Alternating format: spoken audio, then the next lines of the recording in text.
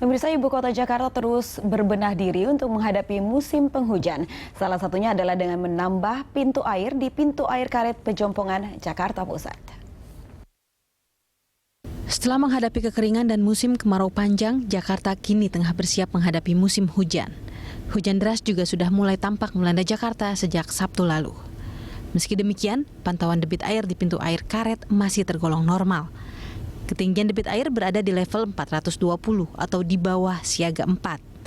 Petugas pintu air karet bahkan mengatakan untuk menghadapi musim hujan, kini pintu air karet memiliki 5 pintu. Beresnya setahun yang lalu, Mas. Iya, setahun yang lalu. Fungsinya buat apa, Bang?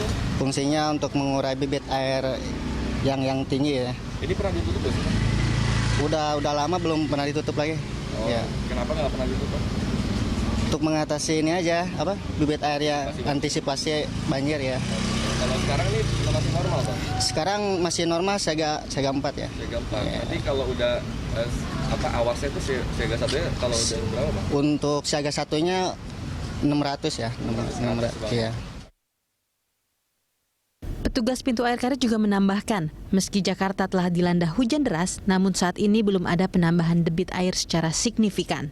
Pintu air kelima diharapkan dapat mengurangi debit air kiriman dari Katulampa yang masing-masing pintu memiliki daya tampung 330 meter kubik per detik. Pramadika Samudra, Tommy Pribadi, Rizky Andri, Berita 1, Jakarta. Ya, bersama untuk informasi selengkapnya kita terhubung dengan reporter Pramadika Samudra dan juru kamera Tommy Pribadi serta pilot drone Rizky Andri di pintu air karet Jakarta Pusat. Ya, Prama, persiapan apa saja yang dilakukan oleh pintu air karet jelang musim hujan dan antisipasi banjir Jakarta saat ini, Prama? Ya, Wiki, dari pengamatan kami ada 3 persiapan yang disiapkan oleh Pemprov DKI Jakarta di pintu air karet Tanah Abang Jakarta Pusat ini. Yang pertama adalah penambahan pintu kelima, di mana pintu kelima ini memiliki muatan hingga 330 meter kubik per detik dan total ada 5 pintu air di sini sehingga diharapkan dapat mengurai atau mengurangi debit air yang nanti ada kiriman dari Katulampa. Dan selain itu yang kedua adalah persiapan CCTV dan juga radio, di mana ini sangat penting untuk mengetahui informasi terkini perihal adanya air kiriman dari Bogor maupun untuk mengecek situasi ketinggian debit air di pintu air. Dan yang ketiga adalah normalisasi Kali Ciliwung, di mana dari pantauan kami sejak pagi tadi memang telah ada persiapan atau normalisasi, begitu adanya eskavator atau 2 eskavator yang digunakan untuk mengeruk air, maksud kami untuk mengeruk sedimen di dasar air di Sungai Ciliwung ini, mengingat memang banyaknya di sini sampah-sampah kayu dan juga atau batang kayu yang ikut mengalir di atas Sungai Kali Ciliwung. Dari informasi yang kami dapatkan, sampah-sampah kayu ini merupakan sampah kayu kiriman dari Bogor dan juga Krukut. Dan memang untuk mengantisipasi banjir di Jakarta, Wiki, tidak hanya bisa dengan normalisasi sungai dan juga penambahan pintu karet, juga diperlukan adanya drainase yang baik dan juga optimalisasi pompa, di mana pada hujan deras yang mengguyur Jakarta pada beberapa waktu lalu atau tepatnya pada Sabtu kemarin telah mengakibatkan underpass Dukuh Bawah di Tanah Abang Jakarta Pusat terendam banjir setinggi 80 cm dan ini mengakibatkan jalan sempat tidak dapat dilalui kendaraan. Ketinggian yang mencapai 80 cm hingga 1 meter ini membuat 2 ruas jalan yang mengarah ke Pejompongan menuju Manggarai dan sebaliknya tidak bisa dilalui kendaraan. Sejumlah kendaraan roda 2 dan 4 yang nekat menerobos banjir akhirnya mogok. Buruknya saluran drainase membuat banyak lubang saluran air tidak mengalir normal ke dalam kali banjir Kanal Barat. Sementara hingga tadi malam, kawasan underpass kembali normal setelah petugas membuka sumbatan banjir.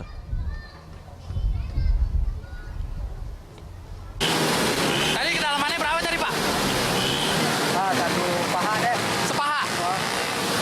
Tapi tadi langsung main diterobos saya gimana, Pak? Terobos aja? Ya dulu di sana. Oh, di jauh di sana. Jadi mengingat untuk bisa dilewati sepeda motor sama kendaraan sedan masih dialihkan sampai saat ini. Pak, untuk ketinggiannya berapa Pak? Ketinggiannya kurang lebih hampir 1 meter. 1 meter Pak? Ya. Ya, selain membenahi drainase di jalan-jalan di kota Jakarta dan juga optimalisasi pompa-pompa di sekitar titik-titik rawan banjir, masyarakat juga diharapkan dapat ikut proaktif dengan tidak membuang sampah dan juga menjaga kebersihan, sehingga diharapkan saluran-saluran air dapat mengalir secara normal dan banjir pun dapat dikurangi secara signifikan. Untuk sementara demikian, Wiki. Baik, terima kasih Prama. Pemirsa, reporter Pramadika Samudra dan juru kamera Tommy Pribadi serta Rizky Andri melaporkan langsung dari pintu air karet Jakarta Pusat.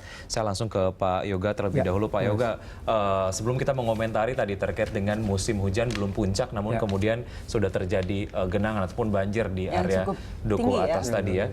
Oke.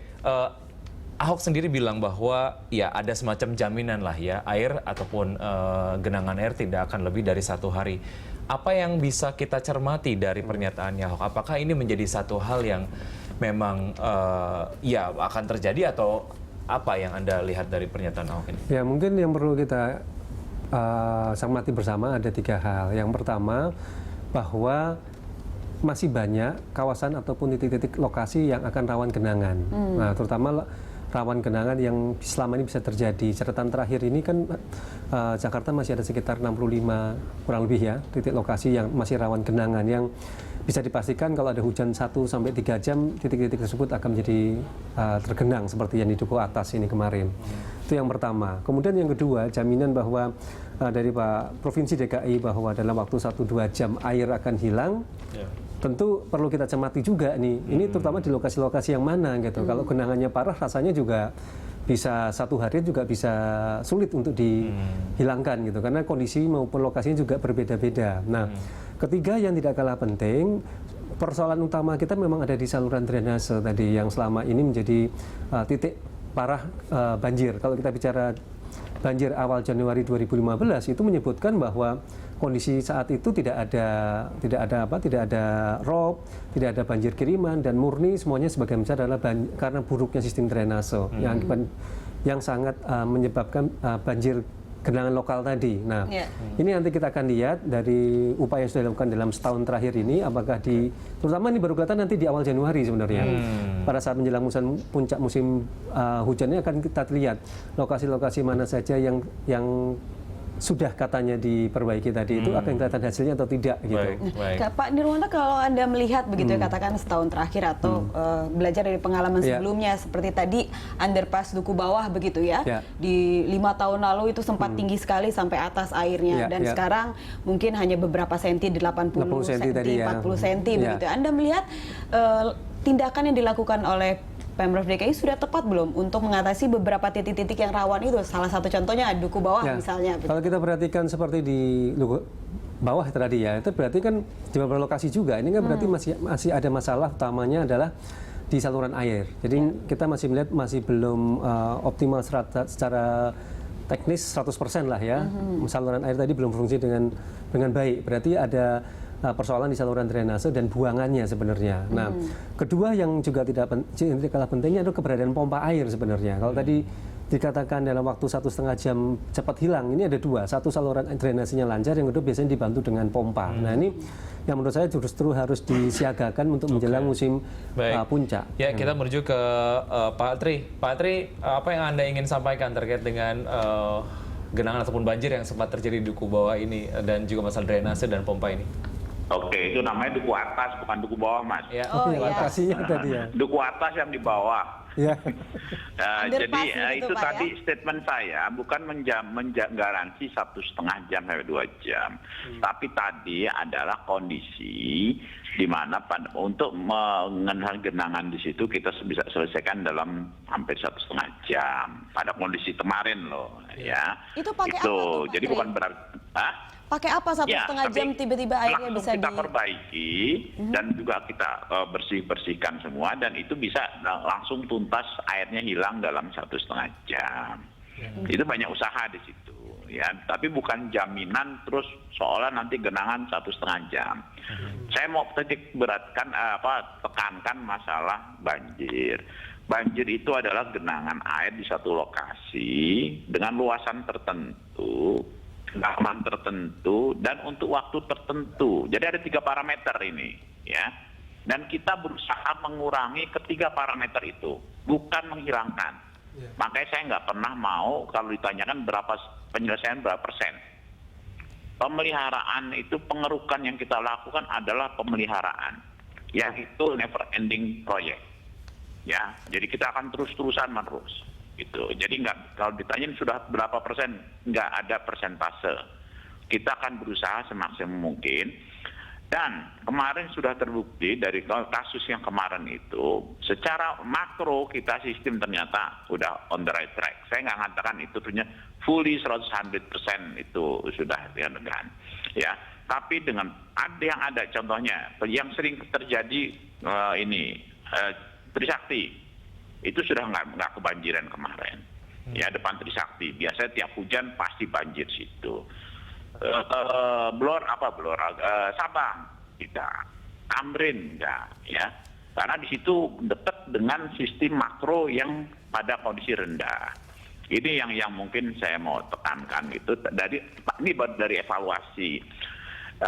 Dari masalah risiko, kemarin saya diwawancara di iNews itu informasi dari BMG itu diramalkan bahwa hujan yang akan makin deras itu pada bulan-bulan Januari Februari. Jadi ininya pada tahun itu lebih beratnya nanti dari segi intensitas, ya, intensitas curah hujannya. Itu nanti yang benar-benar akan menjadi ujian akhir tuh. Kalau ini saya anggap sebagai wake up call nih, bahwa kita masih banyak yang harus diperhatikan dan disempurnakan. Pak Tri, terkait dengan pompa air yang rusak, sejauh ini perbaikannya sudah seberapa jauh, Pak Tri? Ya kalau rusak ya langsung kita perbaiki. Jadi bukan terusnya sesuatu yang ini, karena sebelum ini pun, ya, pompa-pompa itu selalu jalan. Jadi jangan dianggap bahwa selama musim kemarau itu waduk itu pompa nggak jalan, terusnya baru diri jalan, ya. Kayak kemarin ada satu pompa. Gitu ya? Iya, jadi kalau dia jalan terus, itu pasti ada kerusakan. Seperti kasus kemarin di Teluk Gong, itu patah. Karena apa? Ban bajai itu masuk ke dalam rumah pompa, padahal udah ada saringannya. Ini kondisi-kondisi di mana peran serta masyarakat yang harusnya ditingkatkan. Kalau udah begitu, teori apapun juga nggak ada Pak yang di dunia teknik mengatakan bahwa pompa itu terus nggak boleh kemasukan ini, nggak ada itu memang. Di Jakarta aja bisa seperti itu. Inilah yang mempersulit dari segi teknik-teknik penganukan. Itu langsung kita perbaiki. Jadi bukan berarti kalau di satu rumah pompa itu ada yang rusak, terus itu lumpuh. Karena yang tadi Selipi aja ada 2 kan, ada 5 pompanya. Jadi kalau satu rusak, ya kita istirahatkan, kita perbaiki, dan kita buat airnya itu kita ngumpul belum hujan, kita pompa habis-habisan sehingga pada posisi low water level. Dalam sehingga siap begitu ada hujan datang mereka akan. Ini sekarang yang sedang kita improve masalah SOP-nya. Kalau teman-teman lihat coba di Pluit sekarang itu -2, ya. Jadi kita selama nggak ada hujan, kita genjot airnya itu sampai rendah. Jika diharapkan nanti begitu hujan pertama, dia datang itu bisa langsung masuk. Riau juga begitu, Sunter Utara juga, semua itu sudah kita kelilingi dan kita monitor. Jadi setiap Sabtu Minggu terus terang saya keliling itu karena dengan 4-5 jam itu setengah Jakarta saya bisa datangin. Ya, baik, Pak Tri. Kita masih ada beberapa segmen, kita akan lanjutkan usai jeda. Pemirsa tetap di tempat Anda karena Landstalk akan kembali.